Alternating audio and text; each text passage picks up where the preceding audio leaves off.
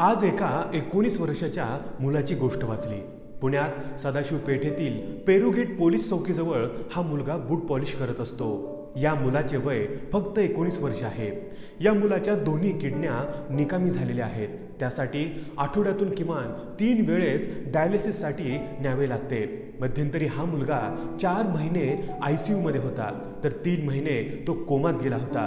एवढे कमी म्हणून की काय, त्या मुलाचा डावा हात पूर्णपणे फ्रॅक्चर आहे। डाव्या हातात रॉड व मशीन बसवलेली आहे। या मुलाच्या अशा आजारपणामुळे शिक्षण अपूर्ण राहिले। बाहेरचे खाणे आणि बाहेर जाणे यावर बंधने आहेत। अशा वाईट परिस्थितीत खचून न जाता आनंदी चेहऱ्याने तो मुलगा दिवसभर बूट पॉलिश करत सदाशिव पेठेतील पेरुगेट पोलीस चौकीजवळ बसलेला असतो।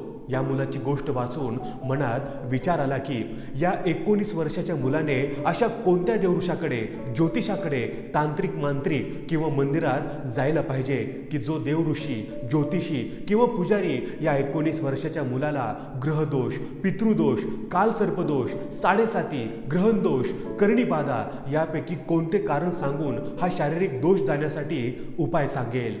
एवढ्या लहान वयात एवढी वाईट शारीरिक अवस्था असून देखील हा मुलगा जर खचून न जाता आनंदाने कष्ट व मेहनत करत आहे।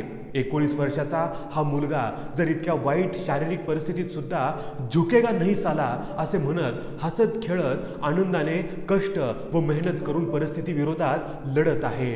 मित्रांनो, आपण सुद्धा अशा वाईट आर्थिक परिस्थितीत असताना झुकेगा नहीं साला म्हणत आनंदाने का जगू शकणार नाही?